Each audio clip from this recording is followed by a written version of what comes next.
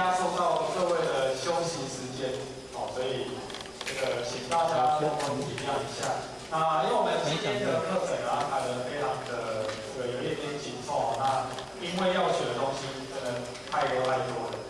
所以这个提起精神来迎接我们接下来的课程。那接下来的这一堂课呢，非常的特别因为呢，我们从南京单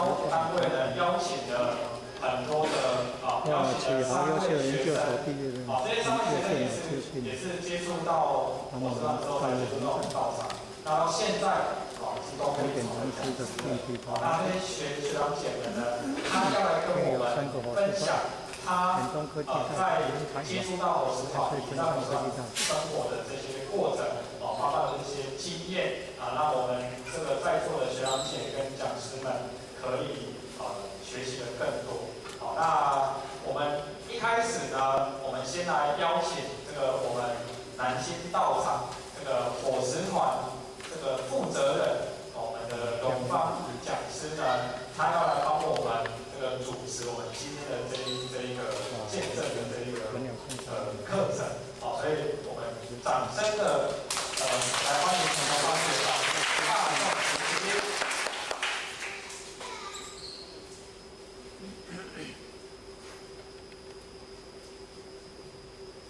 讲师这边请到鞠躬，分道鞠躬，讲师好。谢谢讲师回归。好，那很开心来到我们义和圣堂了那刚刚也看了就是首位讲师的一些介绍这样子。那讲的能够跟共居堂都是天使的嘉宾。好，那南新跟义和应该算是兄弟单位了对，那所以我们其实关系是非常的密切的这样，对，然后也密切到就是有很多南新的一些学长姐、北医的学长姐都结婚的这样子，那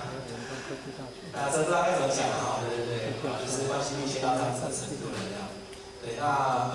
今天就是也很开心，就是刚有问了一下那个玉兴大哥就是我们义和有8个单位嘛中小的耐心理8个单位今天有7个单位都有就是讲师甚至有人来这边参加我们这一次的一些班会这样。发一崇德的火石团的经验到底能不能够复制对，那这个是一个非常大的问题那早期其实有很多人想要复制，但是都没有成功这样，包括在20年前，宝光建德就曾经有成立火石团，然后20年前。那个技术单位也是有成立火石团这样，但是都没有成功。但是到了后来，就是大概10年前吧，那整个一贯到所有的单位就是我们西南、新义和宝光建德、宝光重生、安东道场，大概里面数名的大单位都有去成立火石团。成立之后到目前都有不错的发展这样子，所以然后就觉得说这个模式其实是可以做复制的这样。好，那到底火石团值不值得大家就是投入人力物力财力那就要看就是到底我们有没有呈现出一些人气来这样，对，那所以今天就会邀请几位就是南新这边的学生来跟大家做分享这样子。这3位学生刚好代表着3个族群对，就是有一个是道场的下一代这样。那他大概会比较发心的去投入道场，是因为接近火石团的关系这样子。但是我们火石团也不是只有道场的下一代而已道场的下一代有他的一些同学朋友这样子。所以有另外一个伙伴就是我们道场的下一代的同学这样。对，但是你只有道场的下一代跟同学，你的范围只有这样子而已那有没有就是跟我们本来是完全不认识的陌生人然后是因为火石团的关系透过发问卷透过去邀请活动，然后把他邀约来火石团，然后就也来这边求道，然后服务道场这样子。也有那这个是第3个我们要跟大家所分享的这样。好，那所以或者就不再用他们3位的时间是不是先邀请第1位这样子？那那第一位是那个人力口试团的李慧讲师啊，对，然后他就是刚刚讲，刚后面讲的是我们口试团的，我们新成立的第一间口试团，然后的开团元老就是我们的李慧讲师。那另外一个就是那个在这里嘛，那个贝斯学姐，对，就是这两位是那时候的开团元老这样，对，那我们就先邀请第一位的李慧讲师。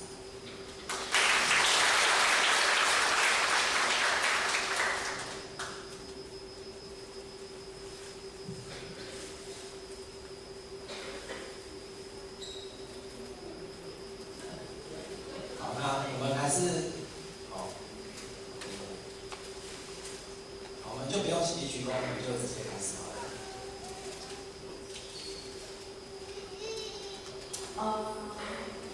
我们各位讲师，然后各位学长姐、各位伙伴，大家早安。那后学首先很感恩天使的，那感恩我们前人开导大牺牲，感谢许多前人辈们为道牺牲奉献的精神。那以及我们前人各位讲师的领导，还有很多讲师在后学成长的这一路上给予后学很多的鼓励慈悲。那也要感谢今天我们义和圣堂有这样的一个营队，那也才让后学今天有这个机会站在这边跟大家来分享。那后学呢，要跟大家分享的是后学在普世堂成长的一个经历。那因为后学从大一到嘉义，就是考上嘉义大学之后，刚好遇到我们的普世堂8月15，人力普世堂，或者是在人力，8月15中秋节的时候成立。那也很巧的，在那一年后学刚好考上嘉义的学校，然后有机会就是搭上这条法船。那后学呢，就从大一到现在普世堂学习的时间大概有7年。那后学在这么长的一段时间，然后因为今天后学的时间只有20分钟，那就是如果时间快到的话，可以提醒后学一下，因为后学不知道就是大概要就是从几分到几分这样子。那后学大概分享的是后学自从接触普世堂之后，跟道场的缘分才从此开始。那后学的生命，后学觉得也是从此不同。那从一刚开始，为什么会接触到普世堂？后学其实，在大学以前，就是刚才罗刚学长所介绍的，虽然是道场的子女第2代，但是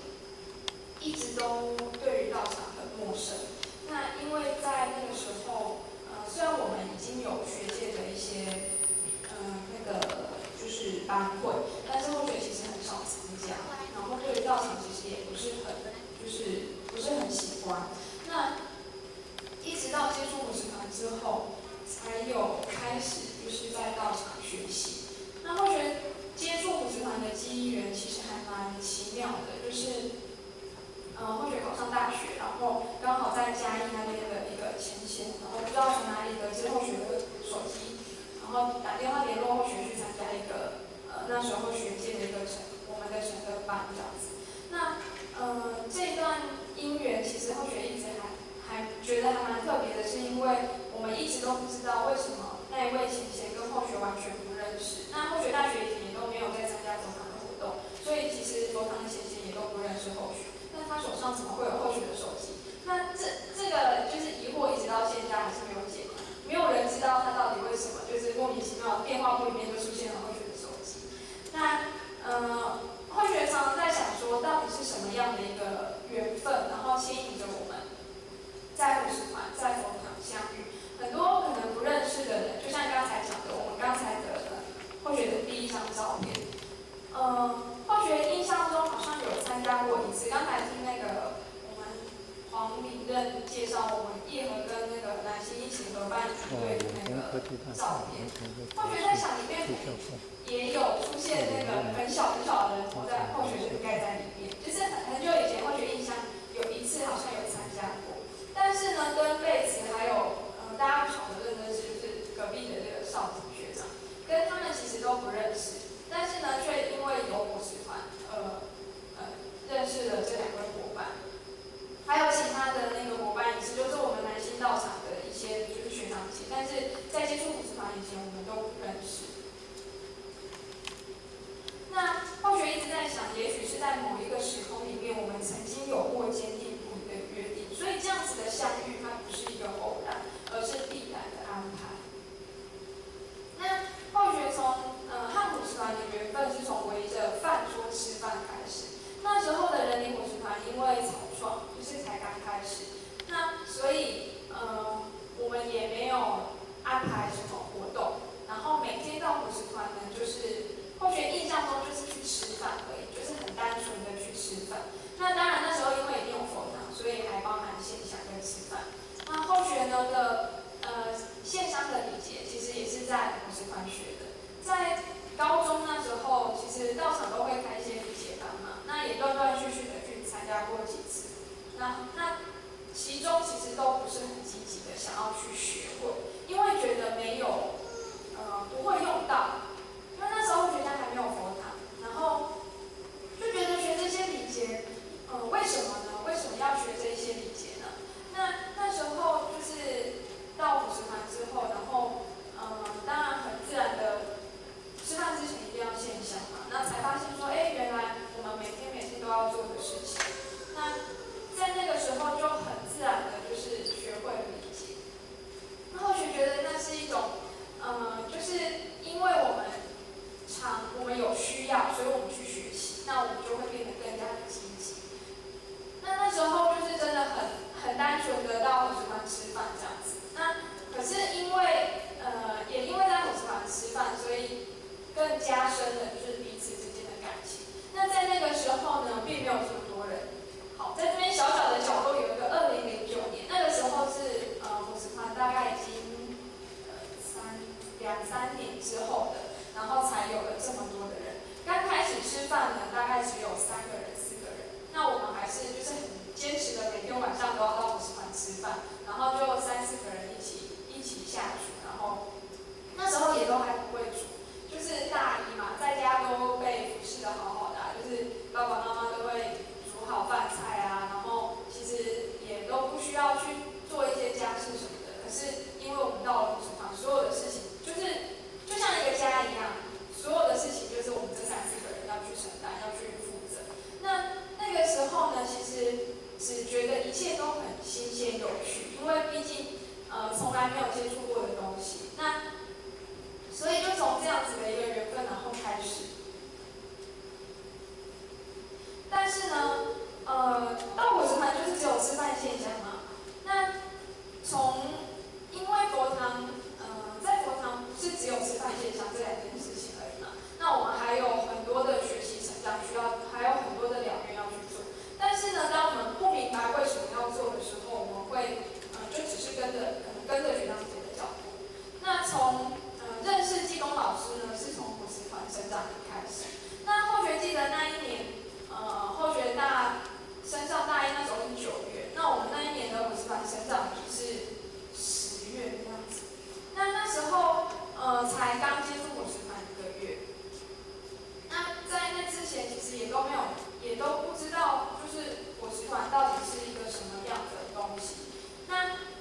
后学印象很深刻，那时候我们的负责讲师、演讲师就问后学说，我们10月份有一个伙食团成长营，然后问后学可不可以去参加这样子。那后学当时就很疑惑啊，伙食团成长营到底是什么，然后要去做什么？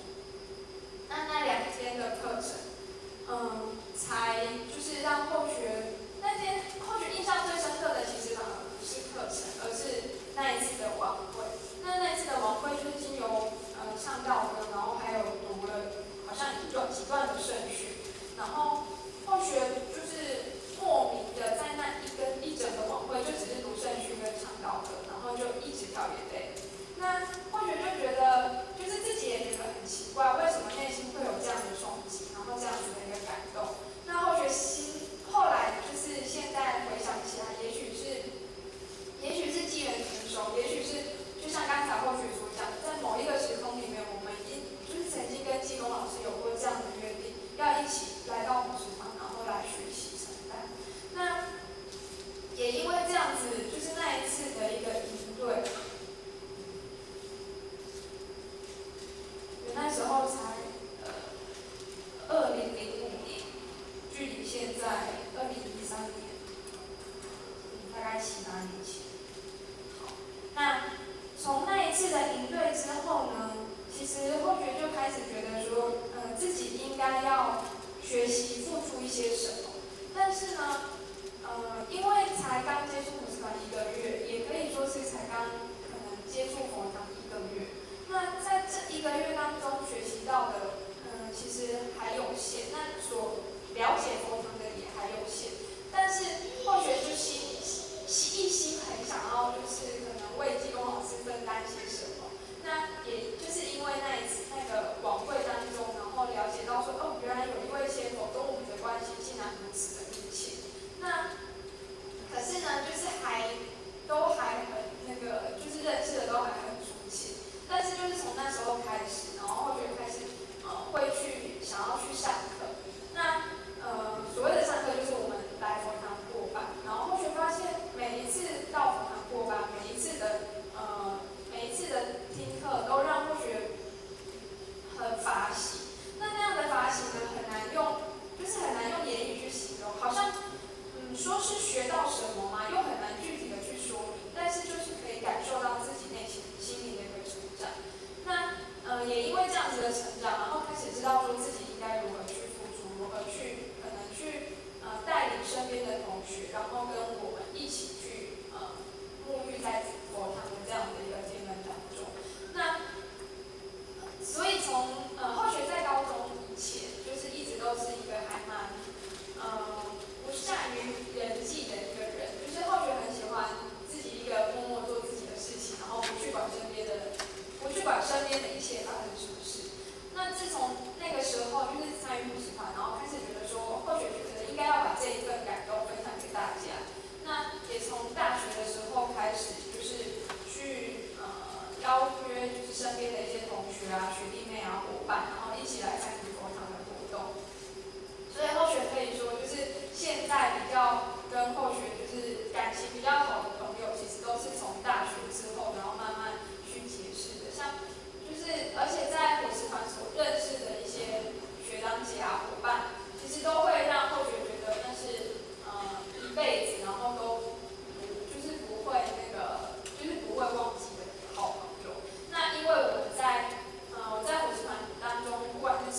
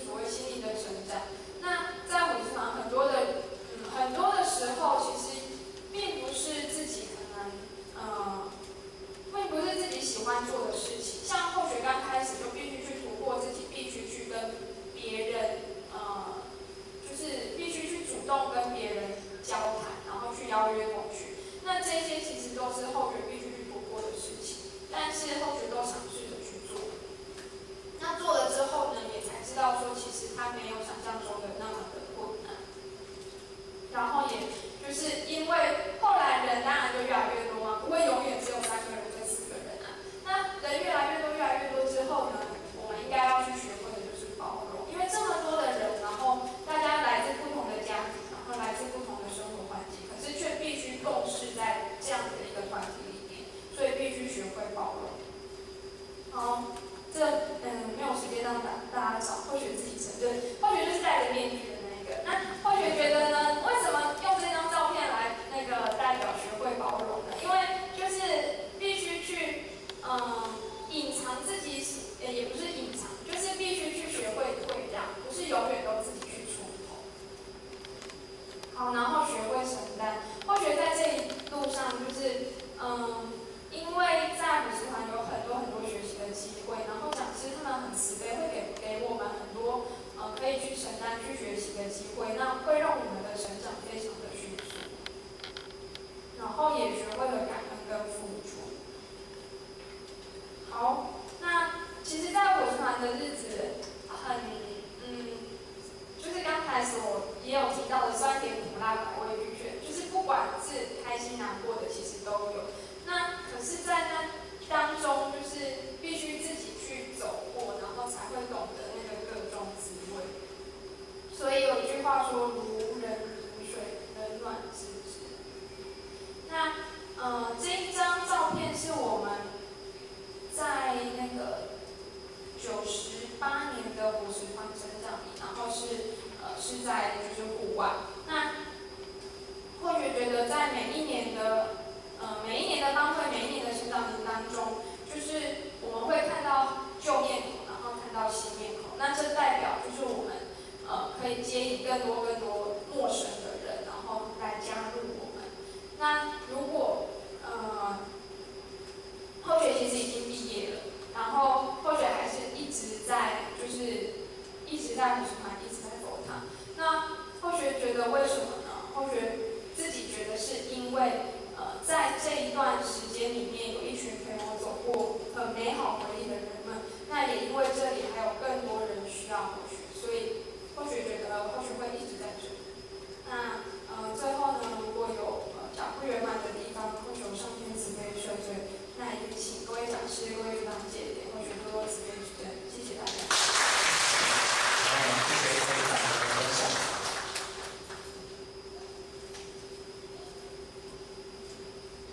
然后想在我算就是这么样子的温馨跟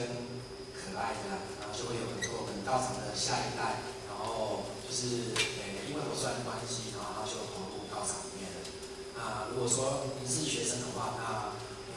真的在补习团认识的朋友啊，是真正的一辈子的朋友的。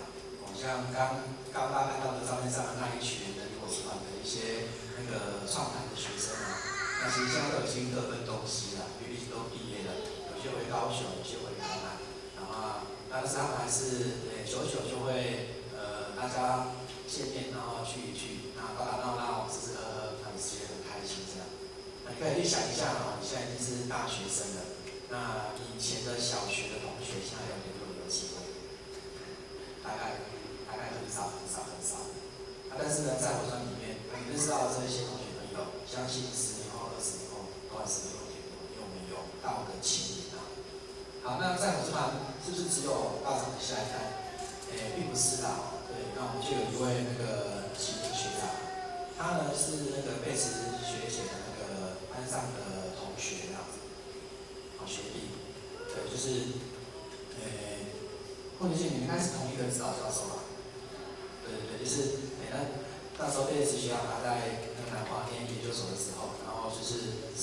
同一个指导教授的学生这样，对，但是一个是学姐，一个是学弟啊，后来好像学弟比学姐还要早毕业的，硬扎起来，没有啦，那个学姐后来指出怀孕这一招还是没有毕业的。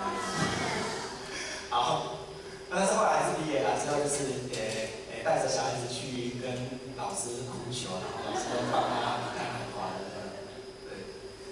好，那所以第一位就是我们的那个启明学长啊，我们就掌声欢迎他来。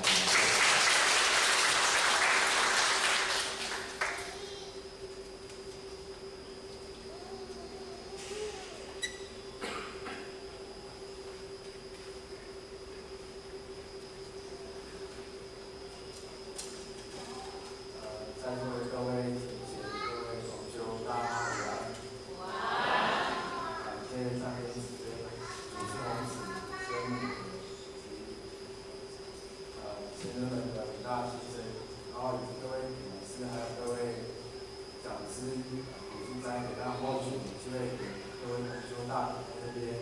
分享学习这样。那或许觉得我这款是一个很大的一个家，那或许是云林人，然后再来到嘉义求学，那大学是在南华，研究所也是在南华，那后许是在研究所的研一的时候，被由我的妹子学姐慈悲的带领后许去火车团参与一些活动，然后慢慢的喜欢上那里的人、那里的事、那里的校友，所以当然一开始就觉得这一个地方人很好，就像一个家。那之后就久了之后，就会有一些学长就会慈悲的跟你说一些话，就是说，其实你知道什么叫点心灯吗？不知道。你知道求道很好吗？好在哪里？那之后就后学的仪式也就讲师就是有跟后学讲什么是求道，什么是点心灯。后学记得那时候第一次后学是说是晚去的，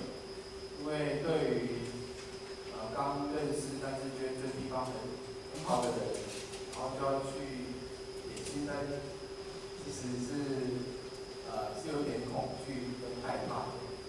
但是他们还是很热情的持续的邀约，然后请后学去参加一些活动。那后学就觉得，久了也会思考这个问题，就是说，点心灯他们都说很好，而且这里的人都很好，应该不会被点了就被卖掉吧？所以就抱持着一个好奇心，就去听听看，然后就在姐姐们的成全下，隔天就去求了道这样。然后那一年是2009年，为什么要扯到这位美国总统呢？因为不是他求得道，是2019年那一年，他是美国第一位黑人的总统，然后在那一年他宣誓了就任这样。他后续是在那一年求得道，那是在农历的2月26号那一年，然后是我们的东方讲师慈悲跟后学讲三道。那后学当下求得道，学长姐都会说，就是求得道都会有一些很特殊的感应。那后学就觉得，那时候还没有淡定这个词啊，后学那时候就觉得，后学需要去思考，就反应有点冷淡这样。对，然后后学其实后学那时候，研究所，然后因为比较着重于课业，就慢慢觉得，宗教好像不值得去多研究，去多琢磨。然后再有一次翻书的时候，读到一句就是说，有位诗人写到就是说，当一个人没有信仰的时候，也就是他开始信仰的时候，那后学就下刀说，当我决定不接触宗教的时候，竟然有人会愿意入后学来求道。那后学之后就觉得，就好像得到一个解释，然后释怀，然后去接受，但是还是会有一些疑问，因为真的什么，就算听了一次三宝啊，其实也没有很了解。那后学有疑问，还是会想说，不如问妈妈好。那后学就问妈妈说：“妈妈，你有听过求道吗？”那后学妈妈说：“有啊。”后学就奇怪，你怎么会知道？那后学就问：“你怎么知道？”他说：“因为你们小时候我就带你4个小孩一起去求过道啦。”我说：“求过道了。”然后后学就很讶异说：“你怎么都没有跟我讲这样？”那后学的妈妈也很可爱，就是说：“那边的真的讲袂使讲每次听完张宝就会说，这些以上这些都可以讲，所以我妈妈也讲。那后学当然也想要求证，就回家的时候，也是回家的时候就跟妈妈说，那你求到了，应该有求到卡吧？那我妈就很谨慎的拿出5张求到卡，这样后学才知道原来自己曾经求过到，但是完全没有印象，就觉得然后在道场中听到以前说过一句话，就是济公老师说的就是不管若人在哪里，老师都可以找到这样。所以后学才说从接经线，然后又回到了这里，然后去走入了这个火车团，然后学习这样。那住之后呢，陈显直接就让有诱因就是说因为是外地来都要住宿，那想说看能不能找一些比较便宜的宿舍，那前期就直接说，我们住进火车团很便宜包吃包住，然后包玩，然后就可以学习成长，然后就很吸引后学，所以后学在那研一结束之后，就住进火车团这样，然后就学习，就觉得火车团是一个几乎食衣住行娱乐都有包含到了，对，就学习吃素，然后服装就像后学现在这样，就是上班的时候有服装的要求。那住进火车团，我们火车团也有安那个佛堂，那也或许是在火车团内才把礼节学会，是利用森林二的那个暑假的时候自己默默的练，自己就是自己去学会礼节这样，然后当然也是有学长姐师辈教导，慢慢学。那喜的部分就是，这是我们人火车团的一位讲师，就我们训练讲师，就是喜的部分就是后学那时候研究所自己有开车，然后开始就去火车团，那火车团一定会办活动嘛，办活动一定要有人，所以一定会有人，然后就要后学就很愿意的，就是开后学车去接一些学弟妹来上班一些过活动，就是护送他们回家这样学习，在过程中不断的学习，然后这是以前照片，就是那时候也比较没有太注重一些礼节，然后就会慢慢的就是我们火车团里面也会有开一些精品课程，那一些内部的读书会，就是藉由这种学长姐的提携，然后慢慢去认识自己到底是求了什么道这样。然后这是还有火车团因为出游，然后这是后续去阿里山的时候被罚要唱歌这样。然后当然就是火车团就是会办活动，然后接引学生，这一些种种都是令后续感受到就是很直接的不同于一般的外面的团体。那为什么会说在这个部分？其实一开始后续并不是那么的投入，那么发心，因为或许开始住进去觉得，怎么跟自己来过活动的时候不一样？因为你过活动就可能只有活动那一段时间，那住进去的时候就真的是，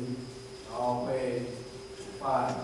然后会献香礼节，这些后续完全没有经验过的事情，从头学起。那或许会有一点点抗拒的心理，就是因为从来就没有过的习惯，然后现在要去学的时候会有一些抗拒，所以一开始或许并不是那么的投入，甚至因为研二有当总会长，然后又有打工，就常常借这个理由跟前线的对子说今天活动或许让我参加，慢慢的一学期就过去了。那每一学期都会有回顾，那后续那一天有出席，就看了回顾的一些内容，就觉得所有的活动照片里面都没有后续，变成一个隐形人这样。那后学刚刚就会想说，我都住进来了，为什么要一直保持一个抗拒的心态？那这样子跟自己住在外面不是一样吗？所以后学，在所学会长的那个职务退下之后，就决定要好好来认识自己，住在里面的粉丝团，它到底是怎样的一个地方？所以就从学修长办起，甚至到最后起考验。那当然考验会是一种的啦，因为后学一直认为就是这个道理要去走，要去付出，才会有所感受。那是后学当初觉得很重要的一个信念，所以当后学有回念的时候，后学都会，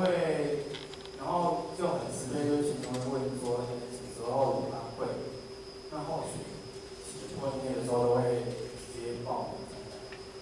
班会或是法会，因为在参与这样的盛会的时候，你才可以接受一些比较正面的能量，然后让你自己脱离一些负面的情绪，然后仅仅说就是一种法语滋润的。那在这样的一点一滴的成长下，后学透过了学习，然后要修要会行动，慢慢的看见自己后学没有注意到的一些地方，就是要学会感恩，然后也很荣幸的就是有机会出国慢慢。那时候后学以为当时就是只是那个讲师约说，单纯可以出去玩就会很体安不知道说原来出去还是有任务在身这样。就后学是在出国前，应该是1个月是2、3个礼拜才知道说，原来你出去要讲一堂课哦。后学真的是抓一堂这样。然后那时候的讲题是吃素的好处，那后学就觉得好像冥冥之中有什么安排的。那后学就读了一些吃素好处的资料之后，那跟泰国当地的那个乌文董事长，就是我们金融第一个在外国成立的董事长，跟他们分享。那他们都很可爱，很认真对。但是后学要比赛就是那一天后学到泰国就感冒了，是报名上场这样，跟他们主动讲这个。所以在那时候就觉得原来自己在台湾走这一条道路的时候，原来是这么的轻松，这个其实还是很在很长班，然后有讲师不远千里的来为你讲课。那当后学者其实当一个讲员的时候，才知道要上台真的是一件不容易的事，尤其是还要到国外去讲课，还要去讲给我们的道心徒的时候，那更是不简单。所以后学慢慢的觉得，以前都是人家给你什么，你就接受。那后学也慢慢的学习，就是付出，去用自己能做到的事情去付出。然后后学觉得就是在我这跑，1年1度还是要大，就过年前都要大扫除那时候大家就会来扫除一起来打扫。那时候忙了一天，单纯就为了打扫这件事，单纯的就是一起来为董事团打扫。大家累了，就会一起去吃美好的素食晚餐，这样就觉得一天其实也可以过得很平淡，但是又很充实。那为什么会辛苦呢？其实后学是要感谢我后学的这样练习比赛，不断在耳边提醒后学一些要如何，就是他会提醒后学应该要走到哪个阶段，之后学还能去考语数的时候，后学也是在我读完之后，在里面当知识书，在外面还是会有词汇，但是学长姐就会很直接的跟你讲，可以慢慢的学习词数，然后慢慢的去了解就是为什么要吃素这样，所以我的负责讲师艺术餐饮讲师就很直接的就告诉后续的那个文理班还有一些进口班的班前教育去参与，让后续去慢慢的了解进口的意义，进口它的好处，它的一些好的影响。那后学，这是其中的原因之一。后学觉得最主要的原因是，后学在我司法里面，担任过那个办到的上下指理，但是有听前讲说，当上下指理是代表关法律组跟旅法律组，那后学就觉得后学没有心口，但是就觉得好像就有点不亲啊，或者是自己觉得就想说应该要去正这个名言正顺这样，所以后学才很郑重的跟我们经理说后学愿意进口，然后其实那时候也犹豫要不要跟父母讲，对，因为就改吃素这件事，或许是因为有听了一些讲师词汇之后，觉得这是可行的，然后这是合理的一些体悟才愿意进口。但是要跟父母讲，就觉得除了怕他们反对，然后也怕他们会问一些后学不知道回答怎么回答的一些问题，所以后学是拖到快进口前3个小时才打电话跟后学的父母讲说，后学要进口，对，有点就是快先斩后奏的样子，对，然后那当然就爸妈都会想说，你要不要等队伍再进口啊？这样不然当天会很辛苦什么的。然后后学就很坚持的就是进口，虽然就是那一段过程不是很愉快，那后学在进口之后，回家父母好像也正一代一样，都会问说什么东西不可以吃，锅子要不要洗，什么，大家很严正的这样子，其实那时候后学就有一点很感动，就是当后学回家之后，他们就愿意给后学吃。那后学在我这旁边的一下厨功夫，有时候也会煮给他们吃，因为就是因为这样的机缘，然后让后学慢慢的学习成长，然后与自己的家人有不同的方式去产生情感上的连接。对，这是让后学的是。然后呢，到了后学退伍，然后开始出来工作的时候，后学就在想，就是自己住进伙食团，看到那么多年轻人这么直接，那他们以身试道，以言长大，后学就觉得要回报他们的方式，并不是说就像住宿一样付了钱就能吃，而是认同他们的行为，去学习他们的行为，进而选择承担。那所以后学会觉得人到世界上一定有他要完成的天命，所以后学在退伍之后回云林找工作，除了在云林找家里，后学是觉得后学毕业离开了我之后，但是后学就觉得自己学习的还不够多，甚至觉得应该还有许多的学员可以来参与我们的伙食团，所以后学在求职的时候就特别锁定在嘉义或云林，当然有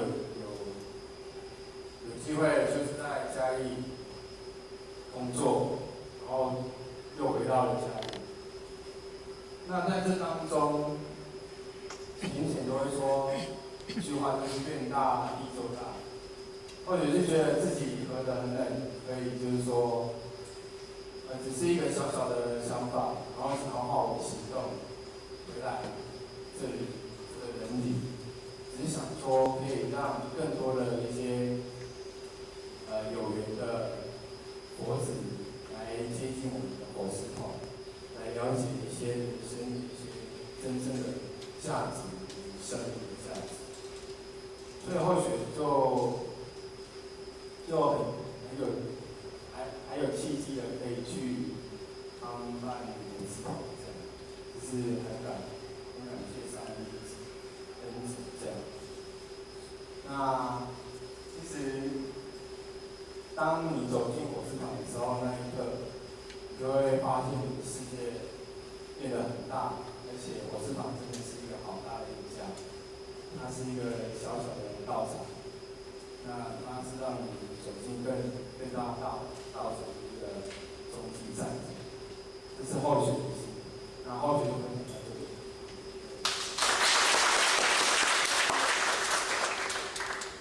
好，那我们谢谢齐局长的分享。那齐局长就是从一位头发留得非常长的一位漂亮的少年 gay 然后到现在已经是我们道场的亲口人才了。然后想这都是火算的一种神奇的力量啊。好，那再来第三位是我们的沙火算的叶如学长。那叶如学长他当初来火算的话是我们义和有一位那个永文学长，然后他还是那个新卫学长，对，然后他就是那个新卫学长有一次在台中，然后那时候火算刚成立1年多，那他坐公车。然后就那一天那一班公车就非常奇妙，只有那个新卫学长跟一个庆应大学的学生，然后坐在车上这里这样，然后那个新学长就跟那一个庆应的学生邀约来参加我们火算的活动这样子，对，所以坐公车去遇到的，对，然后那一个学生他就答应了，但他只是一个人不敢来，然后就带他的好朋友那个叶如学长来这样子，对，那我们那一次的活动是办那个中秋节的串烤这样，对，然后叶如学长人很客气啊，他觉得说，来这边串烤才交50块钱哦，有点太便宜了这样子，所以他就自己非常客气的带着虾子要来烤的，对，好，就是这样子的一位那个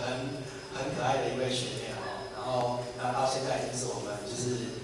南新大会的那个奖学班第4届的那个学员了这样。对，然后再往后走，那就是我们台中山火专的负责小师的这样子。对，好，那我们就请我们的云小来跟大家做分享。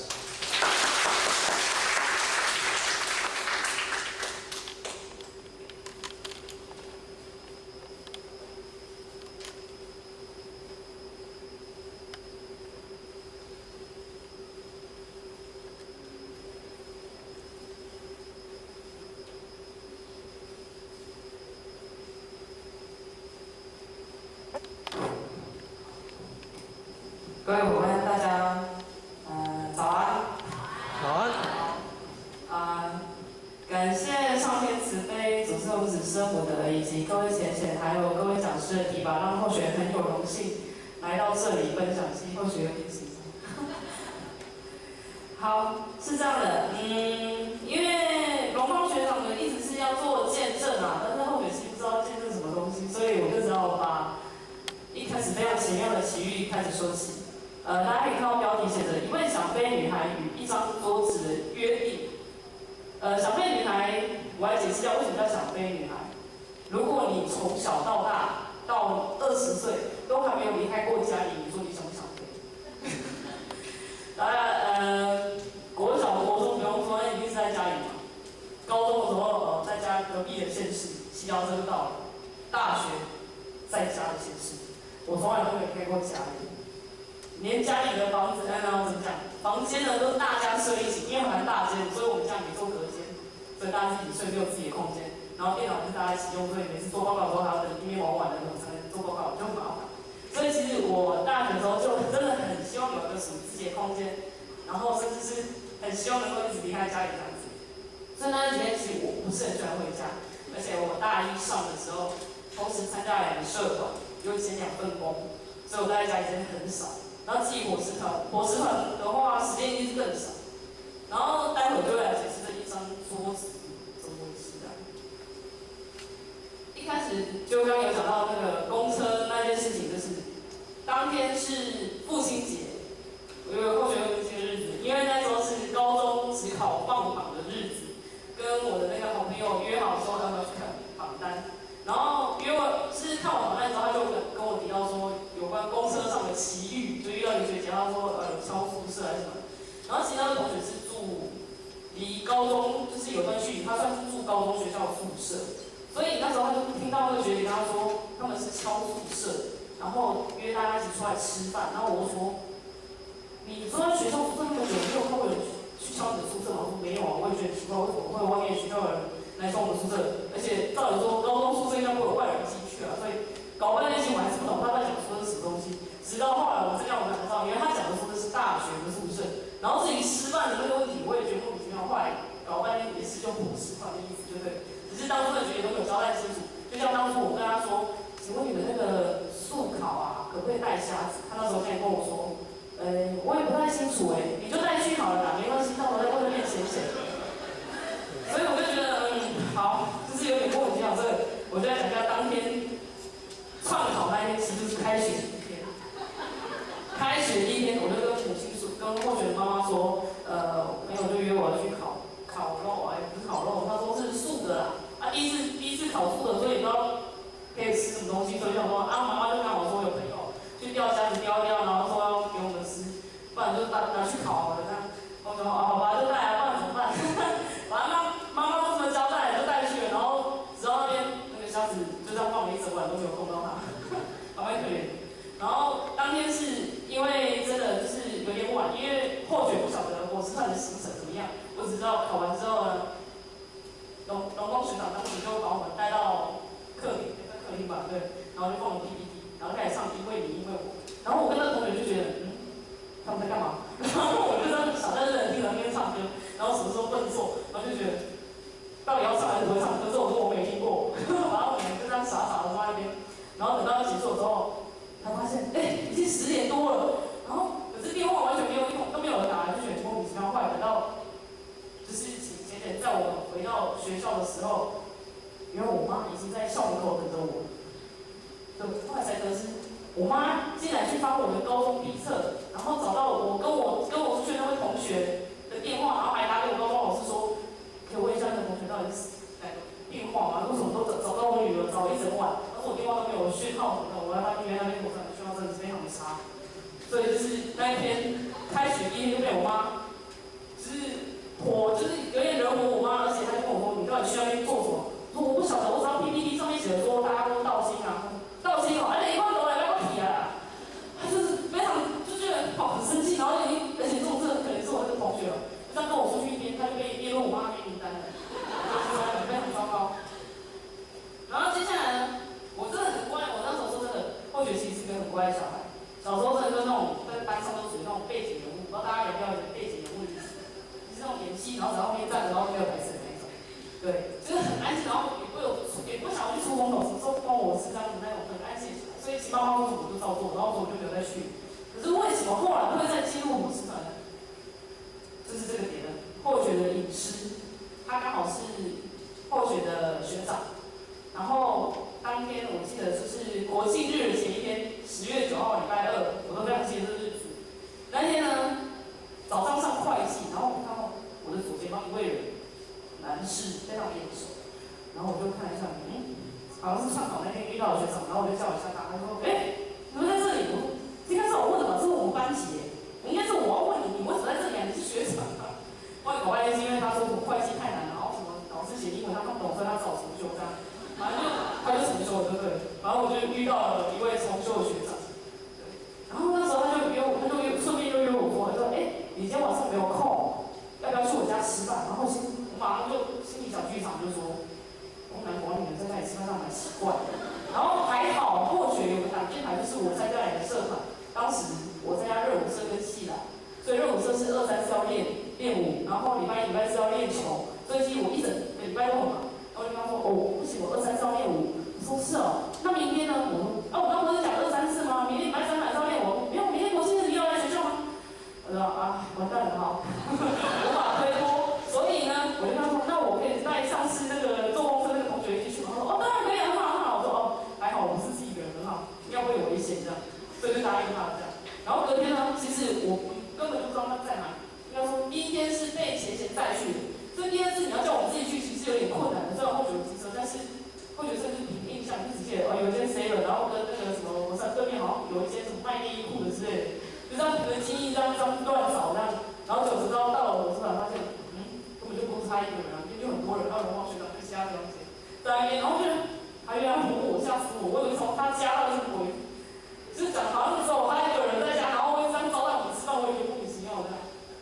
所以那时候我就觉得还好，因为就是上次去的地方，就跟上我弟也是一样。所以那时候去的时候，就发现学长，那我当我弟，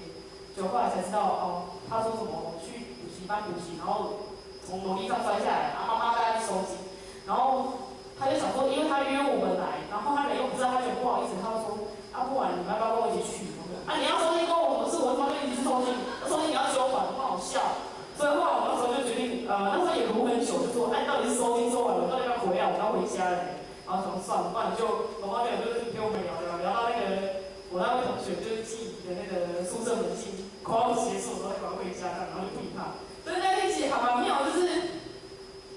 出去吃饭，然后就是反正最后我记得那一天也是这样，就不了了之，后来也没有说真的有联络这样子，因为当初就真的只是约吃饭，然后他人又不在。所以事实上那一天也是这样不了了之，最后又为什么会去呢？也是一个莫名其妙的地方。这个地方我要解释一下，这是我破学求到的叫什么？答应要求到当天的事情。就是破学后来会又去火车，原因是因为刚好破学参加学校的一个就类似设计餐厅的，反正就是这种比赛对。然后破学就在家里很不方便，刚刚说家里没有自己的空间，所以我没有所谓的工作室。然后那时候就刚好看到，我知道有一张桌子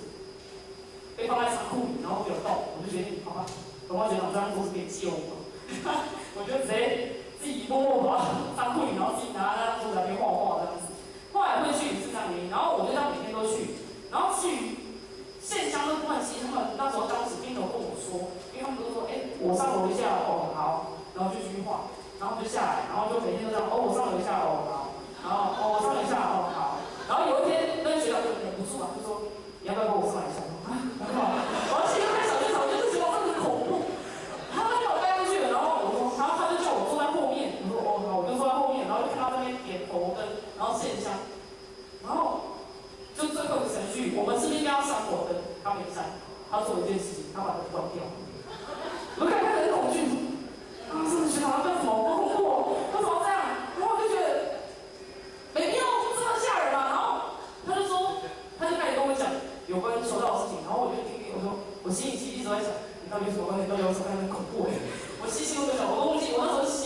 都没有想到说后来度了那段时间他在讲什么东西，完全没有印象。我只知道有点害怕，我真的怕等下会下不去，你知道吗？因为它是楼上，而且它就算是顶楼加盖的，所以出口唯一出口就是楼梯口这样。然后他就刚好站在楼梯口不让你下去，这样有恐怖，有就恐怖，真是。然后后来呢？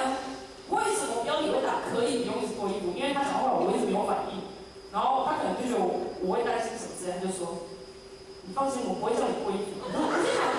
有什么好讲脱衣服3个字，有点恐怖然后我也想说，然后我就有点不知道该怎么回答他。然后或者说他就想说：“真的，我不会叫你脱衣服。”然后后来我就找到他，为什么他会一直想脱衣服？他就想到因为之前我们一关到还没有那个通行的时候有提到说为什么要关门，然后怀疑就是脱衣服之类的。我根本对一般方面有认识，我不知道会真实，是有莫名其妙的地方。所以后来是这样求道，那时候也是有点莫名其妙就求到这样。说真的，了解其实也没有，因为会觉得彼此一个就有点像是去庙里烧香拜拜那种感觉，就拜一下，反正不公平，然后就是就像保险买一下没关系，不用很多钱，然后就求了这样。然后后来呢，会待在伙食团那么久，刚刚有讲到我其实不爱回家。就真的，就觉得在家里什么时候不能做无聊，所以其实后学大一那一段时间也没有说很常跑火车，反正是比如说社团练网就待在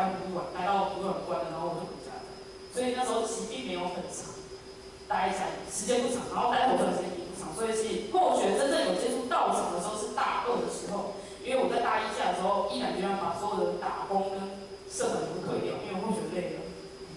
真的太累了，因为一个礼拜怎么说，2、3、4要练舞，1、4要练球，然后礼拜5、礼拜6、礼拜日要打工啊，真的很强，我也不知道为什么可以搞来那么多工，反正那时候就是很累，所以那时候就退掉，然后后来就是比较常跑火车，就大概大二那段时间，然后像或许新疆姐姐也是当时寒假的时候刚好在附近打工，然后帮大哥那时候刚好要回家，然后他就说啊，因为我们上就有人线上，他就说叫我线，后来我大概就是这样线，然后线了1个月，然后才把它学会。然后像现在学妹在练那个礼节，他说哦，我来练怎么这样？我说没关系，你就1个月来练，照3餐来线，我就相信你背不起来。我觉得当时真的是照3餐，因为中午的时候每次休息，不然现在工商业时代中午根本不用线了，对吧？所以后来就是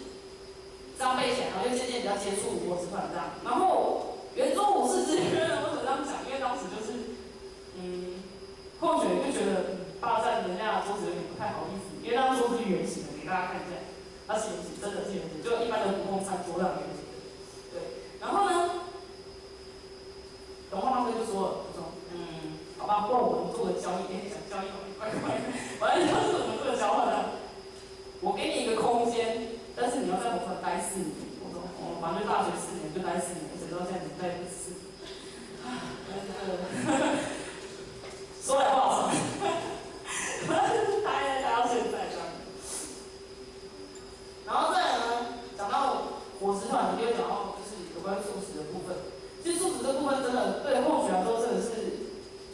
没有困难。我不知道为什么现在学弟妹吃素可以就是吃那么痛苦之类的，我不知道为什么，就要他们吃素，他们就觉得哦，那我为什么要吃素？一定要吃吗？我说哦，这活动一定要吃啊，不然呢？可是就在外面，又不是在伙食团。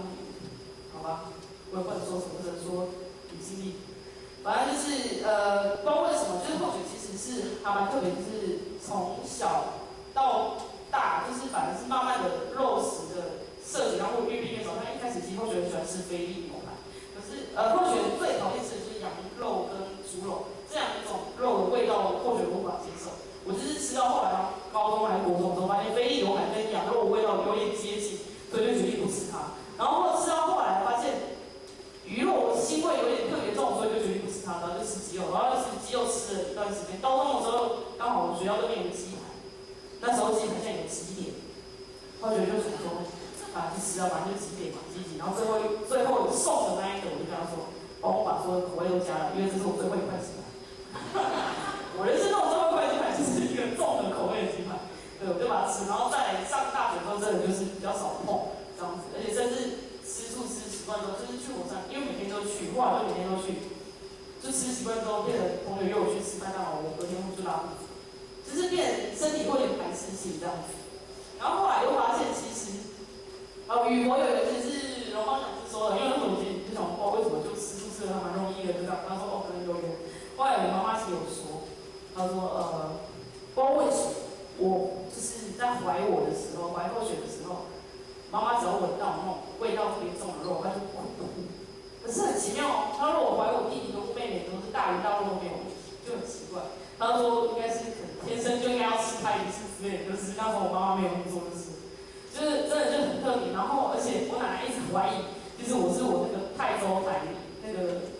什么转世，我就觉得太远了，有点莫名其妙。泰州台不知道怎样，然后说什么的，就是阿豆上面那一辈，然后说当时也是吃素，然后什么之类的。啊，过后我们家又没有人吃素，就说你吃素，不觉得很奇怪吗？一定是遗传啊，那遗传是隔了很多代而已啊，然后就是这样。所以说，其实可能就是有冥冥之中，就是吃素是非常简单的，只是对候选人说，这考验其实还蛮简单的。然后再来就是讲到说，慢慢的就是接触比较深之后，才发现原来候选人身边一直都有一贯道的存在，只是候选人一直浑然不知。第一个呢，很好奇人好面熟是候选当时带了另外一位同班同学来，然后他就跟董方刚在聊天的时候就说，其实他发现何老师那的照片有一点熟，他就说，好像是不是在哪里看过？然后后来他回去问他奶奶，才说，哦，他小时候有学过道，学过道。然后我那时候讲你求过道，可是我后来又问你，你又求了一次，怎么这样？所以你其实求过道，好，没关系，这不重点。再来就是沟通不是好眼熟，这个是学伴。我那时候约一个学伴来，我知道，然后他就上了2楼去看那个看一下就是整理看一下环境，然后他就说你们是一贯道，我说你们怎么知道？莫非是同道中人？他说因为我妈妈很虔诚。好，很好。再来呢，为什么我说奶奶妈妈有点熟？就是因为后来我才得知，奶奶曾经被邻居要去求道，然后妈妈呢是小时候被抓去求道，全家大概就只有我们小孩没有求过道而已。爸爸我不太清楚，反正就是后学得知，就是在后学的附近周围的人几乎都求过道，就连我小同乡同学难得来找我，然后他就说，你们是一贯道？我说，你怎么知道？我说，我就求过道。大家都道心怎么回事？然后就是我不知道而已，真的是莫名其妙，真的是道心就在里面。就是如果所以后来或许有时候都会说，你要知道台湾有2300万人，现在应该不止了，80%都求过道，只是你不知道而已。其实我不知道是根据哪个，我乱买的。然后呢，再来讲是3年保护这个，可以讲到后学期现在也是10年，3年保护这个。这件事情，我后面会知道这句话的意思。后学大4那一年出了一个非常严重的车祸，就骨折就对了，反正就是骨折，然后就小腿骨折，2只骨头骨折，然后还蛮严重的，但是全身上下大概就左那边比较严重，其他都好像没什么特别的这样子。然后那时候后来有比较好的时候，去参加班会的时候，龙光选就说，其实求到后面，保你3年平安无事。真的假的？所以我当时那一年是怎么回事？说因为你修的够多，然后后来想想，我现在又累残，现在是累残状态，有比较好了啦。后来算又过了3年，所以愿力要比业力快1步，所以后续赶快来疗愈。然后再来讲到国理中，这个是真的，我比较想要讲的是这个见证啊，因为这个是当时候选的母亲。就是他得癌症，然后那时候有点算弥留状态，很多天，然后其实会觉得有点支持，因为那时候刚好我是要办小天使，然后我就算一下时间啊，如果妈妈这时候过世，然后还要再花时间的那个丧事的时间，怎么办？小天使好会卡到然后我就偷偷在我心里，然后你不要在那边放不下了，我们会好好自己生活啦，你赶快回去啦，好好休息。所以我觉得后学期真的是非常不孝，后来老师帮了我，这样讲不行。没有，老师只是看我可怜而已。对，所以就是在某一次的求道，就是搬到晚刚好要献供，然后有个学弟就是要请宣楼下来的时候，就发现，为什么济公老师湿湿的，然后很潮湿，不对啊，为什么济公老师湿湿？其他2位都没有湿湿的，莫名其妙。结果等到他把它搬下来的时候，发现他的水，就是我给你们看一下我们的金老师的头像是长那样子。他说那个葫芦里面有水，当他拿下来的时候是满出来的，就是有点是溢出来，然后还要很小心地端下来把它倒出来这样。然后我觉得其实听到的时候就觉得有点皮皮臭啊，是吗？是这样吗？然后我觉得得知了那时候，还赶快打电话去问龙妈说，龙妈那你在头上做了2年，那个金老师的葫芦是空的还是实心的？然后当然是空的，实际不会太重吗？所以你会在那边装水吗？为什么会装水？我想想，就是可能在洗佛像的时候，不懂，你没用洗，我们用擦的所以到里面是自来水还是母固水？其实或许还是不太清楚，所以有点恐怖，对不对？然后就觉得，天啊，这水也太多了吧？因为其实15天献供一次，15天收集的水量不会那么多所以就是非常的匪夷所思。其实或许当下得知那时候。是有点皮臭，然后就心里就觉得，呀，什么恐怖的事情就这样发生在我身上。那时候心里真的就觉得很紧张，而且又有点害怕，真的是害怕，因为真的从来没有那种见证出现在我身上。所以那时候就会觉得什么，后学生看，老师生看后学母亲已经受不了之类的，然后也看后学也快受不了了，所以决定帮助后学。所以后学真的觉得是人有三月必从之是真的，因为后学生有时候妈妈会很担心后学在火车团太晚或是什么。回家路上会发生，因为毕竟车祸那件事情真的都要打起来蛮大的感觉所以就是有时候其实你们发心做事情的话，其实很多秘密之后就是仙佛会帮助。然后说这个我师范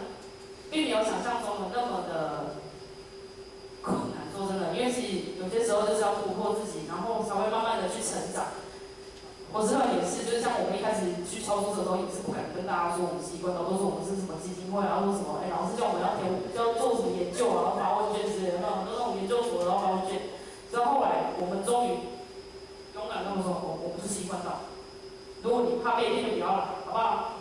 所以我们是会这样，就直接跟他讲明白，说清楚哦。好，那或许就先说到这边，谢谢各位。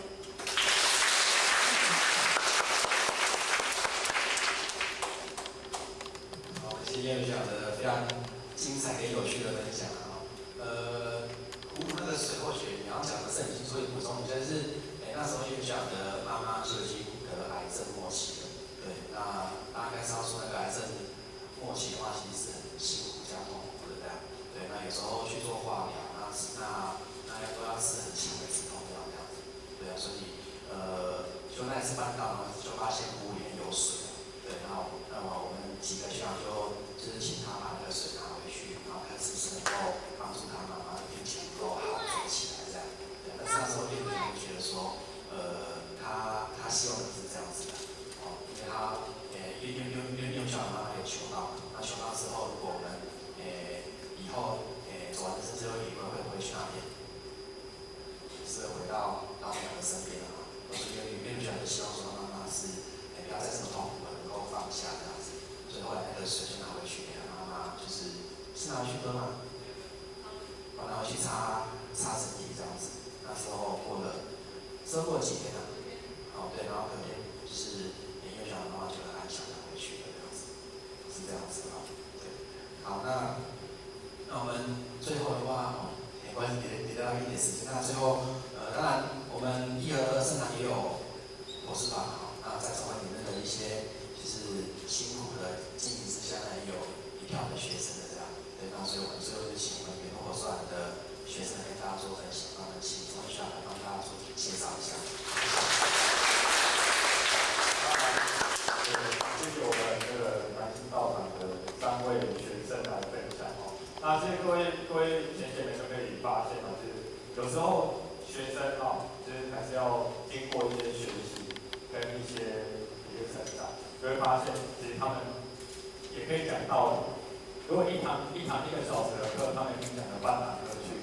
所以其实这些学生可塑性也是非常高的，所以那我们已经超过时间了。所以接下来呢，我们要请我们这个博士团还有2位学生也是要来跟我们各位做分享。那第一位呢，或许要邀请的呢是我们的这个思学长那这个思学长呢，他或许来讲一下他其实是1年级的时候呢，然后来参加我们的社团，就是人艺社。那可能个性本身就比较怕生活泼所以在他要升2年级的时候呢，我们上一任的那个社长他就跟我说，老师，我跟你讲，思说他可以接明年的社长，我讲对，他怎么不认识这个人，所以他就来跟后学就是介绍给后学知道，然后就是发现好像应该可以，所以呢就邀请他来当社长。那又一次呢去参加南京大会举办的我上成长，然后就约他去。那刚好那个时候联络社刚成立，那已经有几个学生要进来住，但是都是到2班，都还没有新的学生。那或者就一直鼓励持续要进来住。那他已经房都租好了那或者呢鼓励完之后，他就当天晚上就打电话给房东说，房东不好意思我想要退租，因为我想要跟同学一起住。所以他就搬进来我这住，那他进来1个人就带了好几个同学一起进来，所以他还是我们现在非常优秀的学长，那我们掌声来这个他是我们的学长。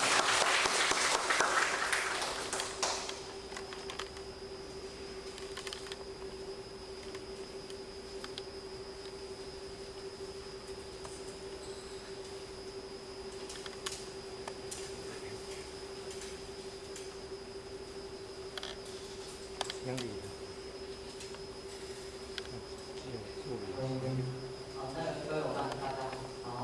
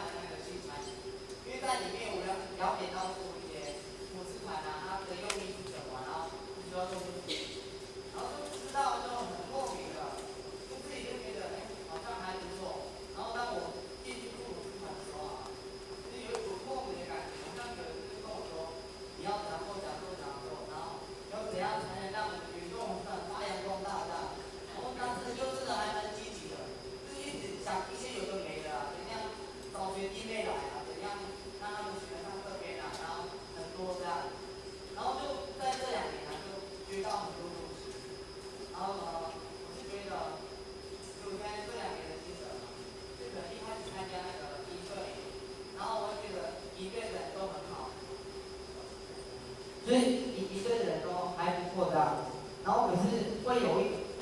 觉得好像少了那么一点点东西，然后我是最近才有去想到说，就是我有找到那个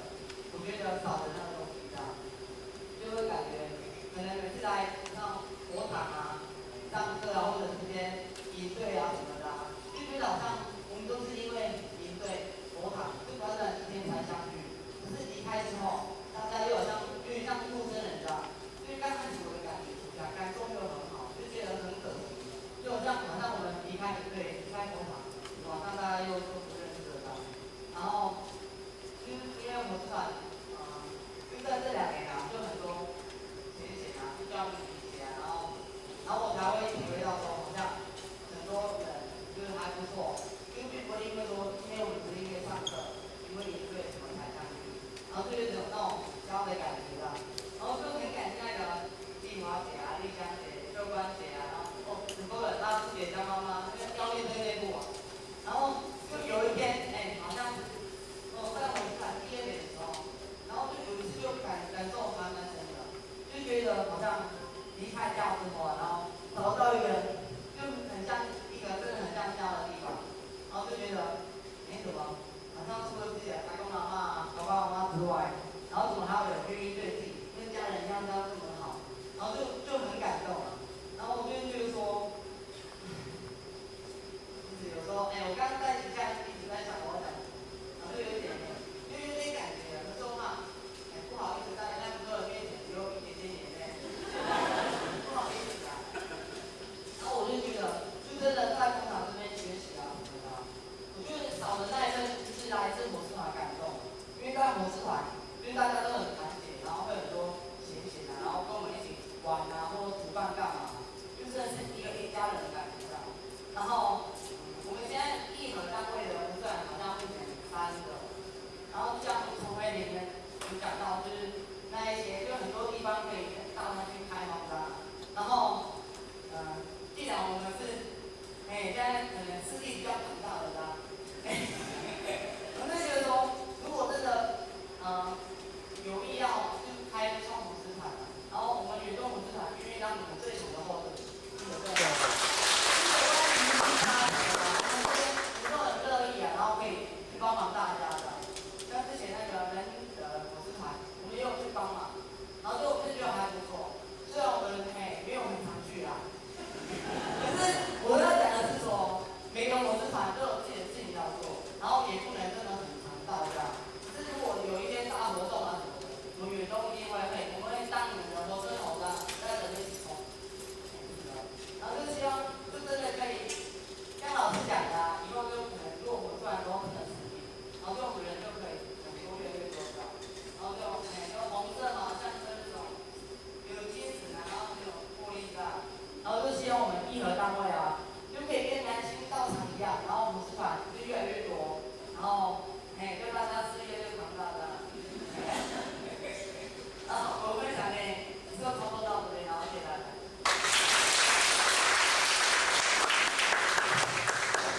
感谢我们的师学长，我们这边不是帮派嘛，对，所以我们不需要。所以或许一直觉得我们这群学生很可爱，因为我或许之前在学校就是有一个社团叫人艺社，那人是仁爱的人，然后才艺的艺，这从那个《论语》里面出来的一段话。那很多学生他会故意打错，打义气的义。人义社看起来就很像帮派的感觉，然后义和堂有没有？人义社是什么东西？哇，这个同学慢慢就是跟这些学生有一些就是这个分享啊，就是我们应该是要去辅助别人那慢慢的就是大家都是兄弟姐妹，一起共办那这个接下来这一位呢？或许稍微提一下，我们要给思学长一个掌声鼓励。为什么呢？因为他也还没有讲，大家就掌声鼓励。因为思学长决定明天要去参加清口班的，这样的值得我们学习的一点好，那接下来这一位学生呢，他是思学长带来的同学，就是同班同学，2个很像那个。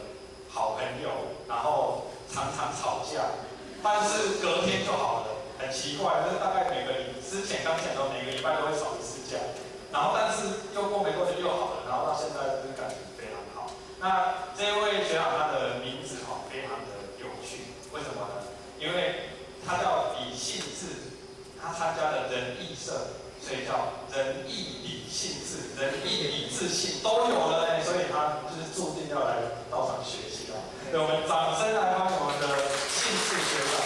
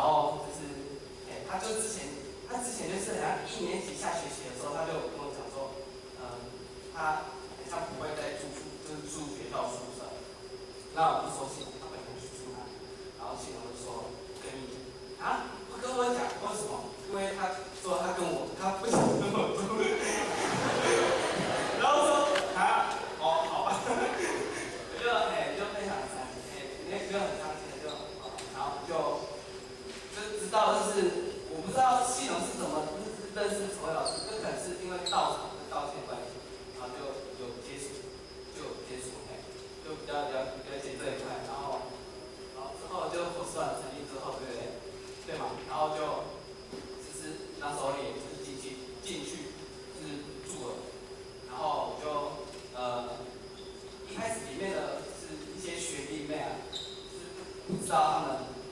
较不知道他们是谁，就是在营队有看过，然后可是你就是就会觉得就是想尽办法是怎么跟他们相处，对，然后一开始就是我们是住4楼啦，然后说就是就跟小杰就特别比较好，对，然后就小杰看起来可爱可爱，然后我就去长伙吃蛮久了嘛，然后小杰一开始就对我蛮客气的，然后就还不错啦，然后就蛮好就是相处，然后还有一些学长就是已经毕业，就像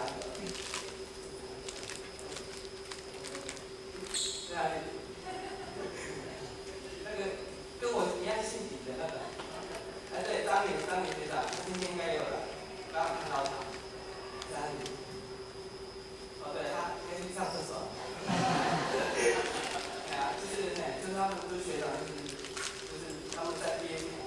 有做一些很好的管理给我们看，然后就是做就是在旁边就是跟他们跟着学长的副营长就是学习，然后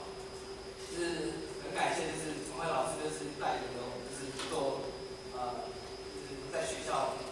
就是没有就是老师教不到的事情，然后都会带我们去做这种，然后也会带我们去就是佛堂上课，然后也会就是带我们到营队就是参加，然后一开始是从学院开始做起，然后就是先感动，然后有感受之后，然后你才会懂得是怎么去付出，都要学习付出。然后一开始担任工作人员的时候，应该是实习组，然后实习组就是就感觉一开始就担任实习组的时候，那时候是跟实习的，然后他就像第3天吧，然后第2天就跟我讲说，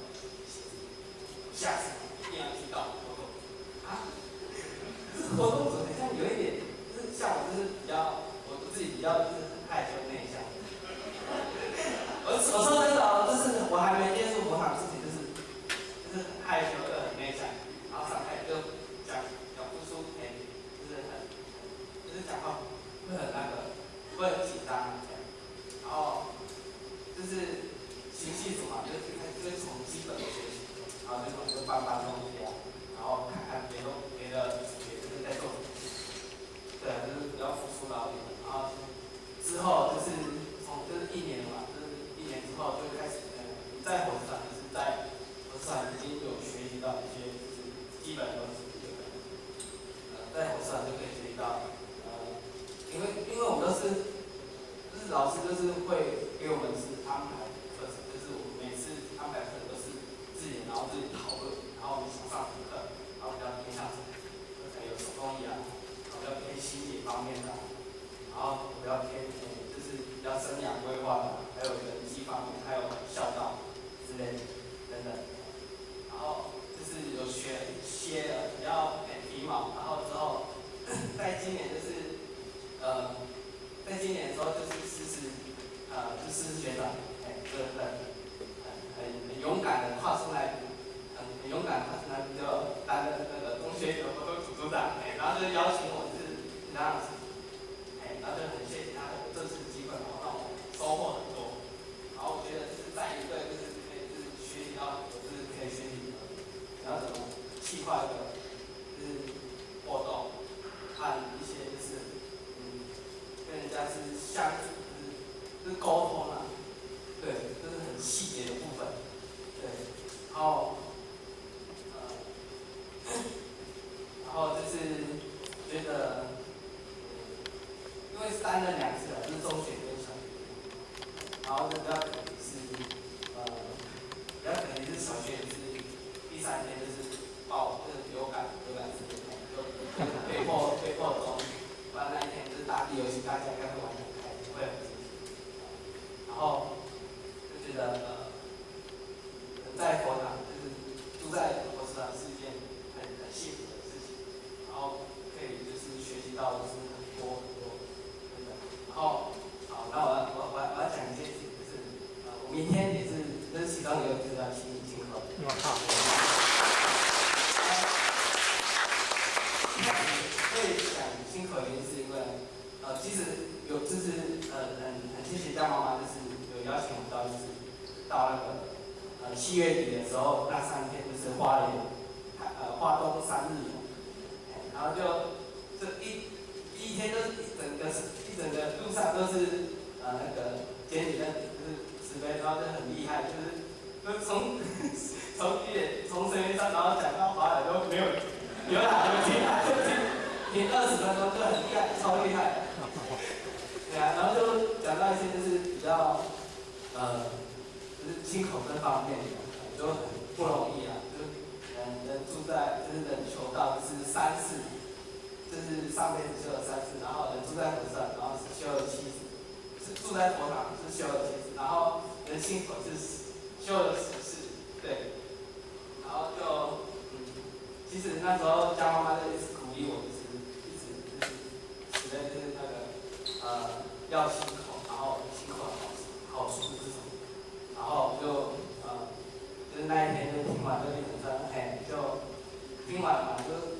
第2天就是应该是第1天晚上就想了很多，其实呢就觉得自己吃素，就是自己在火食团吃了快2年的素，然后就觉得就是还蛮刺激的，就不会很排斥。然后在家里就是每次有时间一回去，然后一回去就是因为爸爸妈妈就会说，你是不是常接近就是惯到，然后会不会就是要被他洗脑还是怎么样？说不会，我还是我那个自己就是比较有点成长，可是爸妈都是有看到，然后一开始啊，爸妈是在我1年级的时候，不是1年级2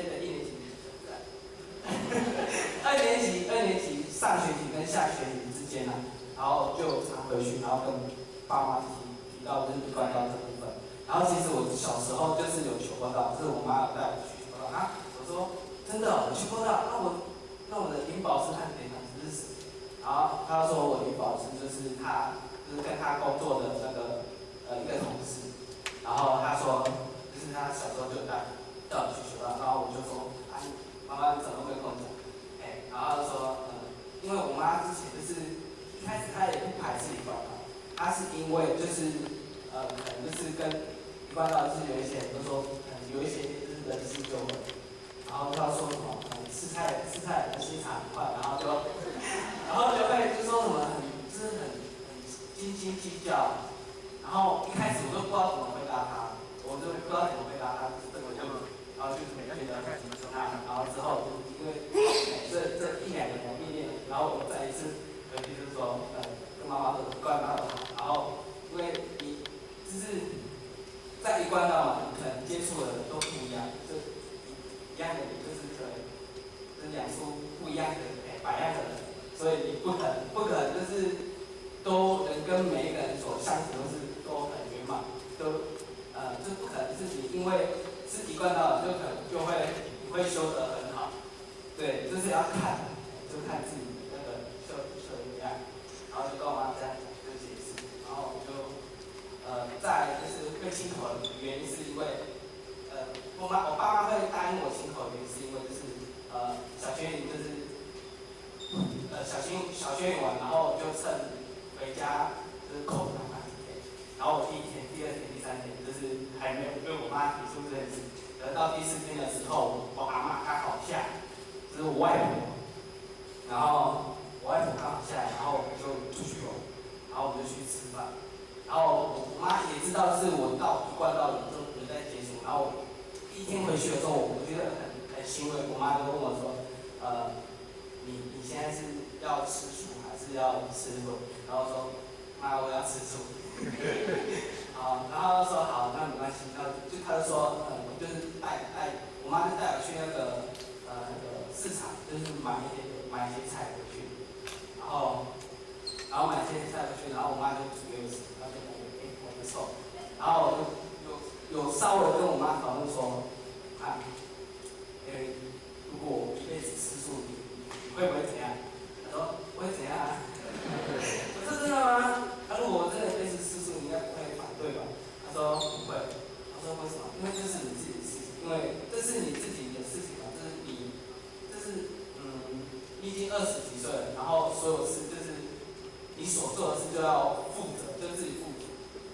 然后就说，我就感觉就是在1年前的时候，妈妈就是看在1年后的妈妈就感觉就给了有点不太一样，因为我妈以前就是就是好了，就坦白一点，就是我家里以前就是环境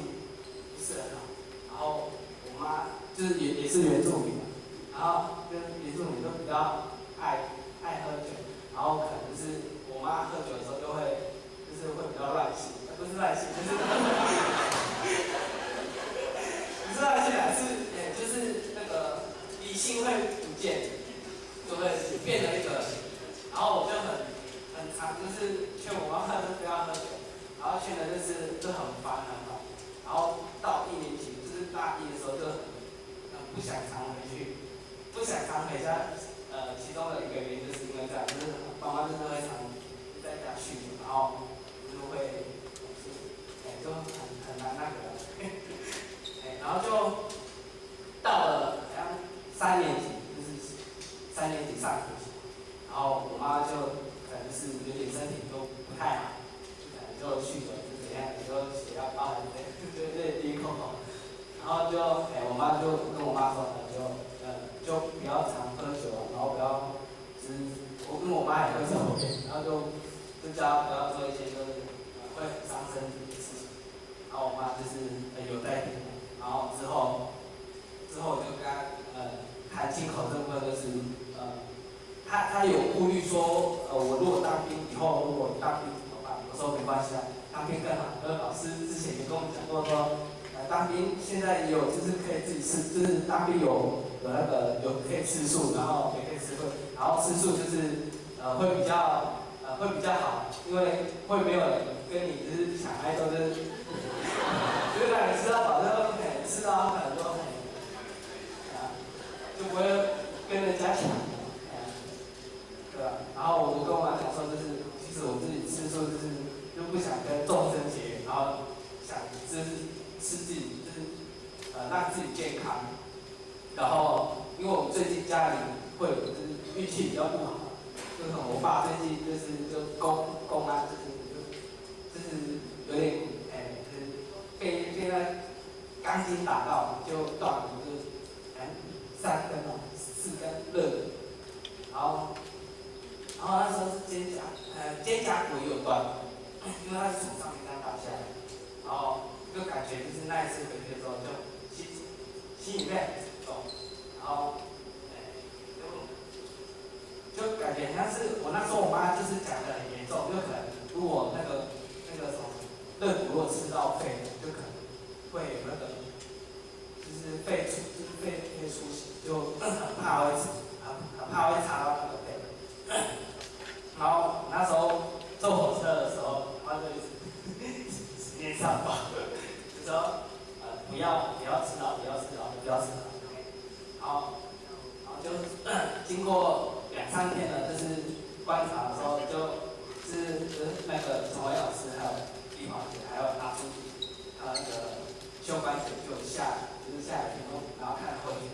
然后就那时候很感动，就很感动，对，然后就是那时候好像是青少年班嘛，然后每个人都有写那个很感动的卡片，对，然后就帮爸爸然后前天晚上还有cosplay真的很感谢，就很感恩，对，然后就是也幸好就是观察2天，然后医生才宣布说没有吃到，对，觉得就是能到佛堂，就是有种那个怎么讲？奇迹嘛，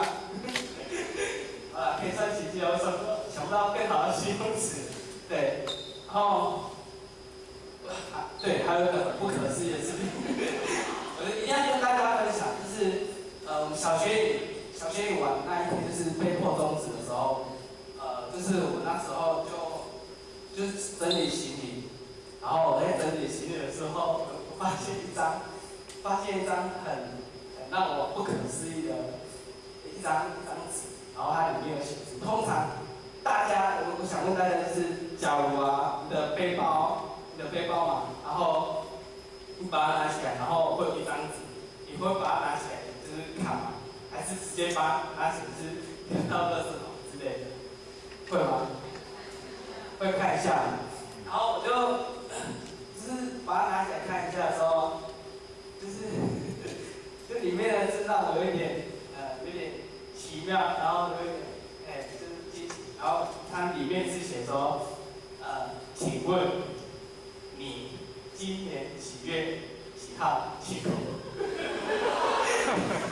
我就当下就觉得好奇妙，然后就那时候回去就问老师，然后老师就说，就是老师给你一点提示啊，然后就是要赶快，就是在今年就是赶快行就赶快行，要不然等到以后，就是要等到明年新的话，如果我爸对啊，没有啦，没啦，对啊，好啦，那我就是分享到这边，讲个快速字，